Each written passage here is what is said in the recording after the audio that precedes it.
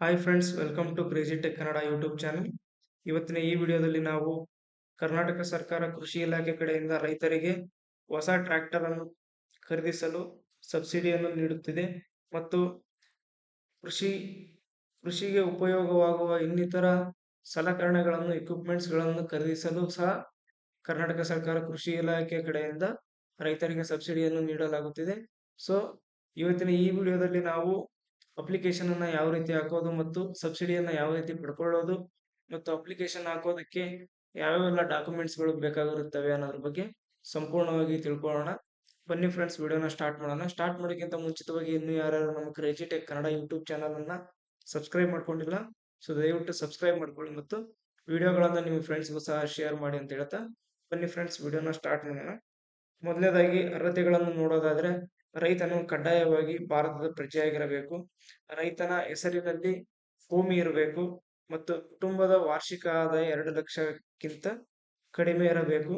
ನಂತರ ಈ ಹಿಂದೆ ಯಾವುದೇ ರೀತಿ ಕೃಷಿ ಯಂತ್ರೋಪಕರಣಗಳಿಗೆ ಸಬ್ಸಿಡಿಯನ್ನು ಪಡೆದಿರಬಾರದು ರೈತ, ಮತ್ತು ಒಂದು ಕುಟುಂಬಕ್ಕೆ ಒಂದು ಟ್ರ್ಯಾಕ್ಟರ್ ಸಬ್ಸಿಡಿ ಸಿಗಲಿದೆ. ಅಂದ್ರೆ ಒಂದು ಕುಟುಂಬದಲ್ಲಿ 2 ಜನ 3 ಜನ ಅಪ್ಲೈ ಮಾಡಿದ್ರೆ ಯಾವುದೇ ಕಾರಣಕ್ಕೂ ನಿಮಗೆ ಸಿಗೋದಿಲ್ಲ. ಒಂದು ಕುಟುಂಬಕ್ಕೆ ಅಂದ್ರೆ ಒಂದು ರೇಷನ್ ಕಾರ್ಡ್ಗೆ ಒಂದು ಸಬ್ಸಿಡಿ ಮಾತ್ರ ಅಪ್ಲೈ ಆಗುತ್ತೆ. ನಂತರ ಅರ್ಜಿ ಸಲ್ಲಿಸಲು ಬೇಕಾಗಿರುವ ದಾಖಲೆಗಳನ್ನು ನೋಡೋದಾದ್ರೆ, ಮೊದಲನೇದಾಗಿ ಆಧಾರ್ ಕಾರ್ಡ್ ಬೇಕಾಗುತ್ತೆ, ಮತ್ತೆ FID ನಂಬರ್ ಬೇಕಾಗುತ್ತೆ. ಬಹಳಷ್ಟು ಜನ ಕೇಳ್ತಾ ಇದ್ರಿ FID ಎಲ್ಲಿ ಸಿಗುತ್ತೆ, FID ನಂಬರ್ ಎಲ್ಲಿ ಸಿಗುತ್ತೆ ಅಂತ. ಸೊ ನಿಮ್ಗೆ ಏನಾದ್ರು FID ಯಾವ ರೀತಿ ತಗೊಳೋದು ಅಥವಾ FID ನಂಬರ್ ಅನ್ನ ಯಾವ ರೀತಿ ಹುಡ್ಕೋದು ಅನ್ನೋದ್ರ ಬಗ್ಗೆ ವಿಡಿಯೋ ಏನಾದ್ರು ಬೇಕಾದ್ರೆ ಸೊ ದಯವಿಟ್ಟು ಕಮೆಂಟ್ ಬಾಕ್ಸ್ ನಲ್ಲಿ ತಿಳಿಸಿ, ನಾನು ಅದ್ರ ಬಗ್ಗೆನೂ ಸಹ ವಿಡಿಯೋ ಮಾಡ್ತೀನಿ. ಈಗ ಬನ್ನಿ ಫ್ರೆಂಡ್ಸ್, ಈ ವಿಡಿಯೋದಲ್ಲಿ ಮುಂದುವರಿಯೋಣ. FID ನಂಬರ್ ಆದ್ಮೇಲೆ ಜಮೀನಿನ ಪಾಣಿ ಬೇಕಾಗಿರುತ್ತೆ, ಬ್ಯಾಂಕ್ ಪಾಸ್ಬುಕ್, ನಿವಾಸಿ ದೃಢೀಕರಣ ಬೇಕಾಗಿರುತ್ತೆ ಮತ್ತು ಪಾಸ್ ಫೋಟೋ ಮತ್ತು ಮೊಬೈಲ್ ನಂಬರ್ ಬೇಕಾಗಿರುತ್ತೆ.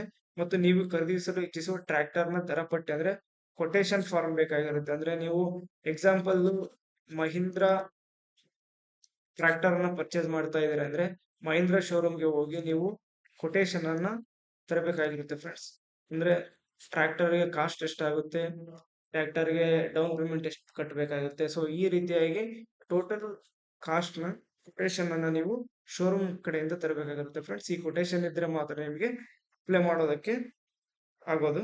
ನಂತರ ಅರ್ಜಿ ಎಲ್ಲಿ ಸಲ್ಲಿಸಬೇಕು ಮತ್ತು ಹೇಗೆ ಸಲ್ಲಿಸಬೇಕು ಅನ್ನೋದು ನೋಡೋದಾದ್ರೆ, ಮೊದಲನೇದಾಗಿ ಆನ್ಲೈನ್ ಮುಖಾಂತರ ನಾನು ಅರ್ಜಿಯನ್ನ ಯಾವ ರೀತಿ ಸಲ್ಲಿಸೋದು ಅನ್ನೋದ್ರ ಬಗ್ಗೆ ತಿಳಿಸ್ಕೊಡ್ತೀನಿ. ಕರ್ನಾಟಕ ಸರ್ಕಾರದ ಕಿಸಾನ್ ಗವರ್ಮೆಂಟ್ ವೆಬ್ಸೈಟ್ ಏನಿದೆಯಲ್ಲ, ಸೊ ಆ ವೆಬ್ಸೈಟ್ ನಲ್ಲಿ ನೀವು ಹೋಗಿ ಅರ್ಜಿಯನ್ನ ಸಲ್ಲಿಸಬಹುದಾಗಿರುತ್ತೆ. ಸೊ ಅಲ್ಲಿ ವೆಬ್ಸೈಟ್ ನಲ್ಲಿ ಅರ್ಜಿ ಸಲ್ಲಿಸೋದು ಹೇಗೆ ಅನ್ನೋದ್ರ ಬಗ್ಗೆ ನಾನು ಮುಂದೆ ವಿಡಿಯೋದಲ್ಲಿ ತಿಳಿಸ್ತೀನಿ. ಅಥವಾ ನೀವು ಆಫ್ಲೈನ್ ಮುಖಾಂತರ ನಾನೇನ್ ಮೇಲೆ ಹೇಳಿದಿಲ್ಲ ಡಾಕ್ಯುಮೆಂಟ್ಸ್ ಅವನ್ನೆಲ್ಲ ತೆಗೆದುಕೊಂಡು ಹೋಗಿ ನಿಮ್ಮ ಡೈರೆಕ್ಟ್ ಕೃಷಿ ಇಲಾಖೆಗೆ ಸಬ್ಮಿಟ್ ಮಾಡಿ ನೀವು ಅಲ್ಲಿ ಕೂಡ ಅಪ್ಲಿಕೇಶನ್ ಅನ್ನ ಸಲ್ಲಿಸಬಹುದಾಗಿರುತ್ತೆ. ನಾನು ಈಗ ಈ ವಿಡಿಯೋದಲ್ಲಿ ಆನ್ಲೈನ್ ಮುಖಾಂತರ ಯಾವ ರೀತಿ ನೀವು ಅಪ್ಲಿಕೇಶನ್ ಅನ್ನ ಸಲ್ಲಿಸಬಹುದು ಅನ್ನೋದ್ರ ಬಗ್ಗೆ ತಿಳಿಸ್ಕೊಡ್ತೀನಿ ಫ್ರೆಂಡ್ಸ್. KKisan.Karnataka.gov.in ಪೋರ್ಟಲ್ ನ ಕ್ಲಿಕ್ ಮಾಡಿದ ತಕ್ಷಣ ನಿಮಗೆ ಈ ರೀತಿಯಾಗಿ ಒಂದು ವಿಂಡೋ ಓಪನ್ ಆಗುತ್ತೆ. ಇದರಲ್ಲಿ ಫಸ್ಟ್ ನೋಡ್ತಾ ಇರಬಹುದು ನೀವು ಫಾರ್ಮ್ ಮೆಕಾನಿಸೈಸೇಷನ್ ಅಪ್ಲಿಕೇಶನ್ ರಿಜಿಸ್ಟ್ರೇಷನ್ ಅಂತ ಒಂದು ಆಪ್ಷನ್ ಬರುತ್ತೆ. ಸೊ ನೀವು ಇದ್ರ ಮೇಲೆ ಕ್ಲಿಕ್ ಮಾಡಬೇಕಾಗಿರುತ್ತೆ. ಇದ್ರ ಮೇಲೆ ಕ್ಲಿಕ್ ಮಾಡಿದ ತಕ್ಷಣ ನಿಮಗೆ ಈ ರೀತಿಯಾಗಿ ಬರುತ್ತೆ ಫ್ರೆಂಡ್ಸ್ ಇನ್ನೊಂದು ವಿಂಡೋ. ಇಲ್ಲಿ ನೋಡ್ತಿರ್ಬೋದು ನೀವು, ಒಂದು ರೈತರ ID ಮುಖಾಂತರ ಅಪ್ಲಿಕೇಶನ್ ಹಾಕ್ಬೋದು ಅಥವಾ ರೈತರ ಆಧಾರ್ ನಂಬರ್ ಮುಖಾಂತರ ನೀವು ಅಪ್ಲಿಕೇಶನ್ ಅನ್ನ ಹಾಕ್ಬೋದು. ಇಲ್ಲಿ ನೀವು ಆಧಾರ್ ನಂಬರ್ ಹಾಕಿದ ತಕ್ಷಣ ಗೆಟ್ ಡೀಟೇಲ್ಸ್ ಅನ್ನೋದ್ರ ಮೇಲೆ ಕ್ಲಿಕ್ ಮಾಡಬೇಕಾಗಿರುತ್ತೆ. ನಂತರ ಈ ರೀತಿಯಾಗಿ ಓಪನ್ ಆಗುತ್ತೆ. ನಿಮ್ಮ ಆಧಾರ್ ಕಾರ್ಡ್ಗೆ ಯಾವ ಮೊಬೈಲ್ ನಂಬರ್ ಲಿಂಕ್ ಆಗಿರುತ್ತೋ ಆ ನಂಬರ್ಗೆ ಒಂದು OTP ಹೋಗಿರುತ್ತೆ ಫ್ರೆಂಡ್ಸ್. OTP ಅನ್ನ ಇಲ್ಲಿ ಎಂಟರ್ ಮಾಡಬೇಕಾಗಿರುತ್ತೆ. ಮತ್ತೆ ವೆರಿಫೈ ಅಂಡ್ ಕಂಟಿನ್ಯೂ ಅಂತ ಕ್ಲಿಕ್ ಮಾಡಿದ ತಕ್ಷಣ ನಿಮಗೆ ಈ ರೀತಿಯಾಗಿ ಒಂದು ವಿಂಡೋ ಓಪನ್ ಆಗುತ್ತೆ. ರೈತರ ಹೆಸರು, ರೈತರ FID ನಂಬರ್, ರೈತರ ಡೀಟೇಲ್ಸ್ ಎಲ್ಲ ಇಲ್ಲಿ ಶೋ ಆಗುತ್ತೆ ಫ್ರೆಂಡ್ಸ್. ನಂತರ ನೀವು ವೈಯಕ್ತಿಕ ವಿವರಗಳನ್ನ ಎಂಟರ್ ಮಾಡಿ ವಿಳಾಸ, ಗುರುತಿನ ವಿವರಗಳು, ಭೂಮಿಯ ವಿವರಗಳು, ಬ್ಯಾಂಕ್ ವಿವರಗಳು ಮತ್ತು ಇನ್ನಿತರ ವಿವರಗಳನ್ನ ಎಂಟರ್ ಮಾಡಿ ನೆಕ್ಸ್ಟ್ ಮೇಲೆ ಕ್ಲಿಕ್ ಮಾಡಬೇಕಾಗಿರುತ್ತೆ ಫ್ರೆಂಡ್ಸ್. ನೆಕ್ಸ್ಟ್ ಮೇಲೆ ಕ್ಲಿಕ್ ಮಾಡಿದ ತಕ್ಷಣ ನಿಮಗೆ ಈ ರೀತಿಯಾಗಿ ಒಂದು ವಿಂಡೋ ಓಪನ್ ಆಗುತ್ತೆ. ಈ ವಿಂಡೋ ಏನಪ್ಪಾ ಅಂದ್ರೆ ಯಂತ್ರೋಪಕರಣಗಳ ವಿವರ ಇದೆ ನೋಡಿ.